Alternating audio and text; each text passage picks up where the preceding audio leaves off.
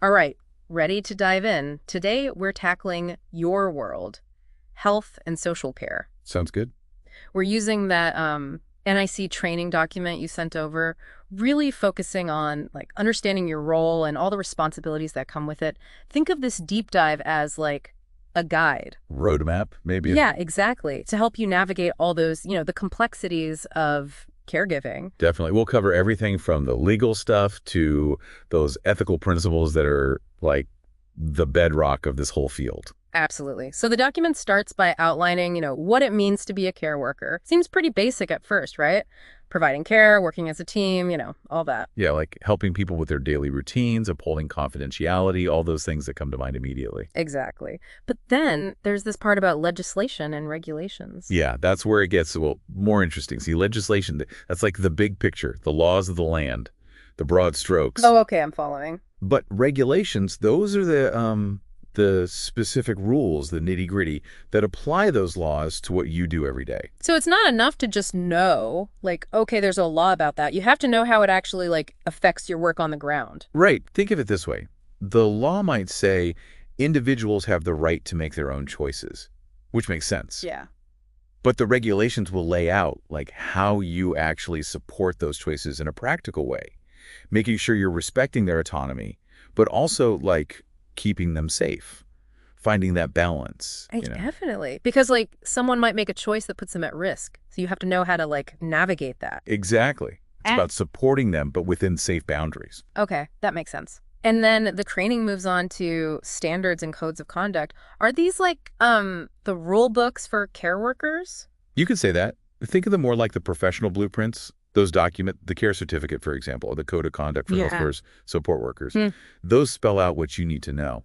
Like the skills and knowledge you got to have to be like really good at your job. Precisely. They're like your compass, Yeah. Guiding you towards best practices. So it's all about making sure you're giving the best care possible, having those clear guidelines to refer to. Absolutely. And then, of course, there's that whole section about personal values, your own attitudes, your beliefs, how all that plays a role. Right. The training actually warns that our own personal views can, like, lead us to make assumptions about the people we're caring for. Yeah, it's natural. We all have biases, right? We all have our own lenses. Exactly. Our own way of seeing the world based on like what we've experienced, what we believe. But as care workers, we have to be really aware of how that lens might be, might be coloring our interactions with the people we support. That self-awareness piece is huge. So what's the solution? How do we make sure we're not letting our own personal biases get in the way? It's a constant process, really. It's about challenging yourself, questioning your own assumptions, and making sure you're trying to understand to really get the perspectives of the people you're caring for. So recognizing that their background, their beliefs, all that might be totally different from your own. Yeah, and that's okay. We're not trying to make everyone think the same way. It's about meeting people where they are, not where we expect them to be. Exactly. And, something that can help with that, understanding your employer's values, their aims, what they're trying to achieve. The training actually points this out as, like, a key thing. So you mean like figuring out how your role fits into the bigger picture of the organization's mission, like how you're contributing to their goals. Exactly. Let's say your employer's main objective is to promote independence, right, for the people they support. Okay, so you'd focus on like empowering them to make their own choices. Precisely.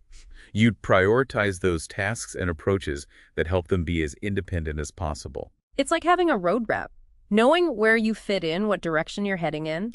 And it also gives you a chance to, like, check in with yourself. See if your own values are aligned with your employer's values. If they are, you're going to be a lot happier in your job. Makes sense. You're more likely to provide that, person-centered care if you're, like, on the same page. Okay, moving on. Employee rights and responsibilities. The training covers things like a safe work environment, confidentiality, fair terms of employment, all that. The basics, but important. Yeah, for sure. But let's break it down a little. What are some of those key responsibilities that every care worker needs to be aware of? Well, think of it as the flip side of those rights. You have the right to a safe work environment. So you also have the responsibility to help maintain that safe environment for yourself, for your colleagues, for everyone. Okay, so it's a two-way street. Exactly. You have the right to confidentiality, so you're also responsible for upholding confidentiality. Handling information carefully, all that. Exactly. And of course, you have a responsibility to treat everyone equally. With respect, regardless of like their background or anything like that. Precisely. And that's where the Equality Act comes in. Yeah, that seems like a big one. Can you remind us what the Equality Act is all about? It feels important to like really get that to create a truly inclusive workplace. Absolutely. The Equality Act basically lays out these protected characteristics, things you can't discriminate against, like age is one, disability, gender reassignment, things like that. Okay, so let's say you're caring for someone who has like a different religious belief than you. You can't let that affect the quality of care you provide. Exactly. Everyone deserves to be treated with respect and dignity, no matter what. Right. Okay. And then there's a section on partnership working. The training says it's absolutely vital for, providing quality care. It sounds like it's all about communication, collaboration, that sort of thing. You got it. It's about building this network of support around the individual you're caring for, working with them, of course, but also their families, your colleagues, any other professionals involved. So it's about breaking down those silos and working together as a team, right? To make sure all their needs are met. Precisely. Yeah. But, it's not always smooth sailing.